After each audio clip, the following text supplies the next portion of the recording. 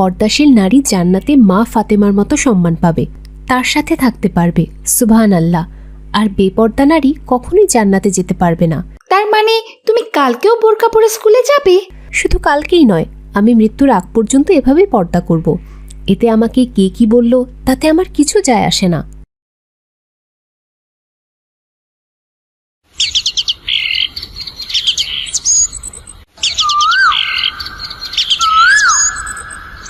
মিলি, আজকেও তুমি আবারও এই পোশাকে স্কুলে যাচ্ছ? মা, তুমি কেন বুঝতে চেষ্টা করছো না? আমাদের প্রিয় নবী হজরত মুহাম্মদ সাল্লাল্লাহু আলাইহি সাল্লাম বলেছেন, যে নারী বেপর্দা হয়ে চলাফেরা করবে মৃত্যুর পর সেই নারী জিনাকারীদের সাথে থাকবে। নাউজুবিল্লাহ। মিলি, মামি ঠিক বলেছেন। তুমি বুঝতে পারছো না তুমি কত বড় ভুল করছো। তুমি যে চুলগুলো এখন খুলে রেখেছো, এই চুলগুলো যত পুরুষ লোক দেখবে তত তোমার গুনাহ হবে। মৃত্যুর পর এই চুলগুলো তোমাকে এক একটা সাপ হয়ে কামড় দেবে। চুপ করো তোমরা, কিছুই হবে না আমার। রোজ রোজ তোমাদের একই কথা শুনতে আমার ভালো লাগে না। একবার বলেছি তো, আমার বোরকা পরতে ভালো লাগে না, আমি পর্দা করতে চাই না। তবে কেন তোমরা আমাকে বারবার একই কথাই বলছো? এরপর মিলি রাদিয়াকে রেখে স্কুলের উদ্দেশ্যে বেরিয়ে পড়ল। হে আল্লাহ, তুমি আমার কন্যাকে হেফাজত করো। আমরা ছোট থেকে ওকে ইসলাম শিক্ষা দিয়েছি, তারপর আমার মেয়েটা কেন এমন হলো? চিন্তা করবেন না মামি, আল্লাহ রব্বুল আলামিন চাইলে সব কিছু ঠিক হয়ে যাবে। আমি গেলাম, না জানি ও রাগ করে কত দূর চলে গেছে।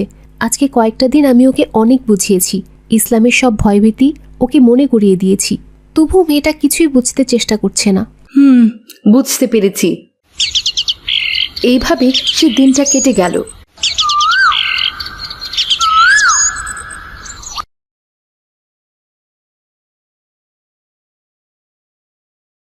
আসসালামু আলাইকুম।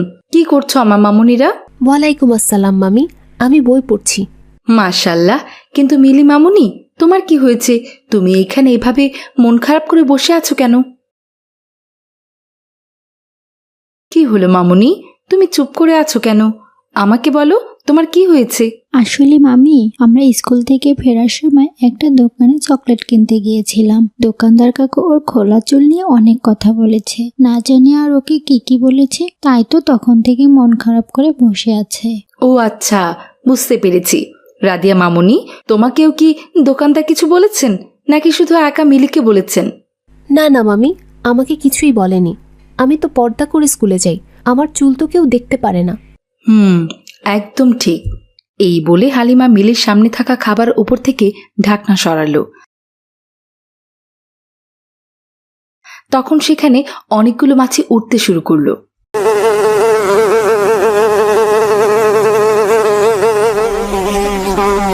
মা মিলি, তুমি ভালোভাবে এই খাবারগুলো লক্ষ্য করো। তুমি এখানে কি দেখতে পাচ্ছ?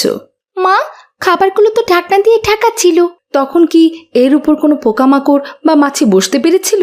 না মা, এই খাবারগুলোর মতোই মেয়েদের পর্দা।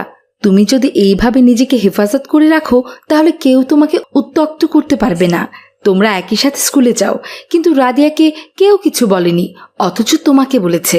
এখন তুমি অনেক ছোট, তাই তুমি ওসব কিছু বুঝতে পারছো না। আমি সবকিছুই বুঝতে পেরেছি।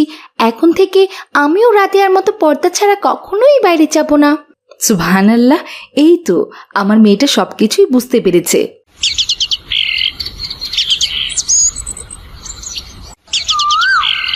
পরের দিন সকালে দুজন একসাথে পর্দা করে স্কুলে যাওয়ার জন্য বের হলো।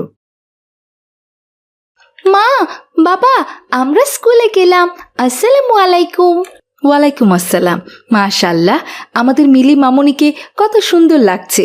যাও, সাবধানে যাও মা।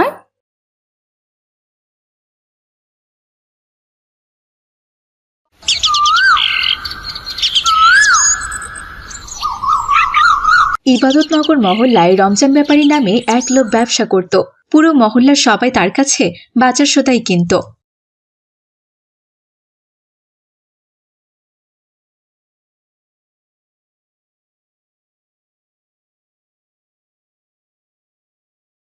একদিন স্কুল ছুটির পর মাহাদি ও আলামিন বাড়িতে ফিরছিল। এমন সময় মাহাদি বলল, আলামিন, চলো তাড়াতাড়ি যাই। মা বলেছে বাজার থেকে চাল, ডাল আর চিনি নিয়ে আসতে হবে, না হলে সন্ধ্যার আগে রান্না হবে না। ঠিক আছে, কিন্তু আজ তো বাজারে অনেক ভিড় থাকবে। সবাই তো রমজান চাচার দোকান থেকেই বাজার করে। চলো তাড়াতাড়ি যায়, নয়তো বাজার ফুরিয়ে যেতে পারে। হ্যাঁ, ঠিক বলেছ। রমজান চাচা এত ন্যায়পরায়ণ আর সৎ যে সবাই তার কাছে বাজার করতে আসে। শুনেছি আমাদের পাশের মহল্লার কিছু মানুষও তার কাছেই আসেন। এরপর হাঁটতে হাঁটতে রাস্তার মোড়ে পৌঁছালো। সেখানে তাদের সাথে আব্দুল্লাহর দেখা হলো।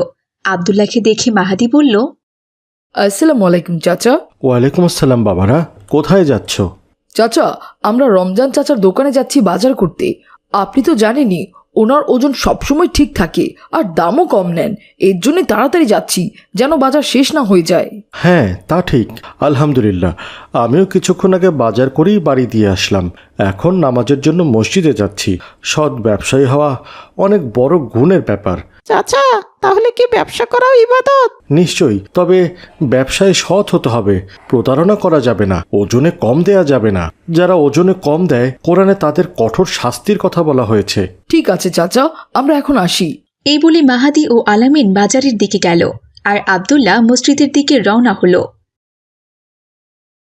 মনে হচ্ছে আজ আমাদের দেরি হয়ে যাবে, বাজার আর পাবো না। চিন্তা করো না মাহাদি, ইনশাআল্লাহ বাজার পেয়ে যাব। এরপর বাজারে এসে তারা দেখল রমজান ব্যাপারীর দোকানে মানুষের দীর্ঘ লাইন। সকলে হাসি মুখে তার কাছ থেকে বাজার করছে। তিনি এক সৎ ব্যবসায়ী।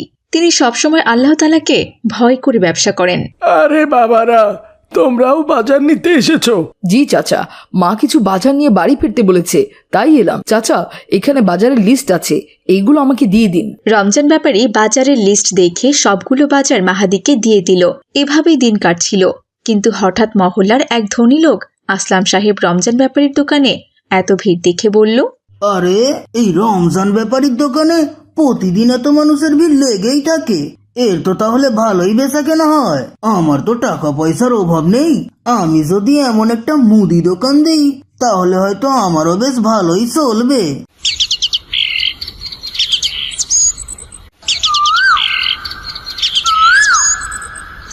এরপর আসলাম সাহেব মহল্লায় একটা বড় মুদির দোকান দিল।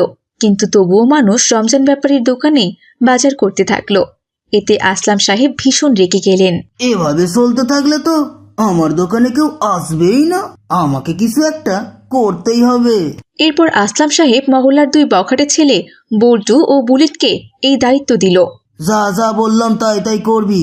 রমজান ব্যাপারীর দোকান থেকে মালামাল কিনে তা থেকে কিছুটা কমিয়ে সবাইকে বলবি সে ওজনে কম দেয়। ঠিক আছে, যা বলেছেন তাই করব, কিন্তু এতে আমাদের লাভ কি? হ্যাঁ, আমাদের দুজনকে টাকা দিতে হবে। ঠিক আছে, যা চাইবি তাই পেয়ে যাবি। আর কোনো কথা নয়, যা বলেছি তাই কর।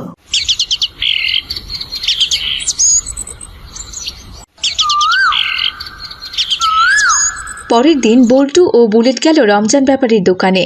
তাদেরকে দেখে রমজান ব্যাপারী বলল, এসো বাবারা, এসো, বলো বলো তোমাদের কি লাগবে? 1 কেজি চাল আর 1 কেজি ডাল। ঠিক আছে ঠিক আছে, এক্ষুনি দিচ্ছি। রমজান ব্যাপারী বিসমিল্লাহ বলে তাদেরকে 1 কেজি চাল ও 1 কেজি ডাল মেপে দিল এবং 1 কেজির থেকে কিছুটা বেশি দিল। এই নাও তোমাদের চাল ডাল, বাকি সবকিছু এখানেই আছে। এই যে টাকা, চল বলেন। এরপর বল্টু ও বুলেট সেগুলো নিয়ে কিছু দূর একটা নির্জন জায়গায় গেল।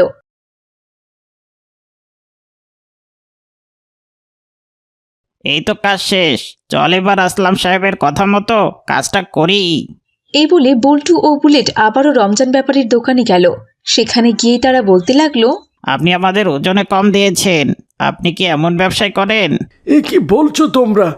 আমি ওজনে কেন কম দিতে যাব? এমন সময় আসলাম সাহেব সেখানে এলো আর বাজারে চিৎকার করে বলতে লাগলো, শোনো শোনো ভাই সব, রমজান ব্যাপারী আমাদের সবাইকে ঠকাচ্ছে। সে ওজনে কম দেয়, তার দোকান থেকে বাজার করলে আমাদের ক্ষতি হবে। কিছু লোক অবাক হয়ে তাকালো, কারণ তারা কখনো রমজানকে এমন কাজ করতে দেখেনি। এমন সময় আব্দুল্লাহ সেখান দিয়েই যাচ্ছিল। এমন কথা শুনে আব্দুল্লাহ বলল, তুমি কিভাবে এত নিশ্চিত হচ্ছ? আমি নিজে দেখেছি। তোমরা যদি সত্য জানতে চাও তবে যাচাই করে দেখো। এই দেখো, এই ছেলে দুটোই তার প্রমাণ। আমরা 1 কেজি চাল ও ডাল নিয়ে গিয়েছিলাম, কিন্তু বাড়ি গিয়ে মেপে দেখি ওজনে কম। ইয়া আল্লাহ, তার মানে রমজান ব্যাপারী আমাদের সবাইকে এতদিন ধরে ঠকিয়ে আসছে। এই কথা শুনে লোকজন সন্দেহ করতে শুরু করলো। কেউ কেউ ফিসফিস করে বলতে লাগলো, যদি সত্যি হয় তাহলে তো এটা বড় অন্যায়। এদিকে মাহাদি ও আলামিন আজও বাজার নেওয়ার জন্য রমজান ব্যাপারীর দোকানে আসছিল।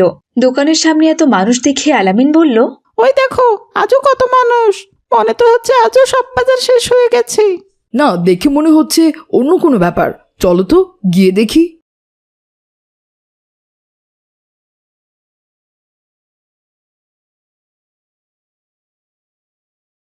কি হয়েছে চাচা? এই ছেলে দুটো বলছে রমজান ব্যাপারী নাকি ওজনে কম দেয়।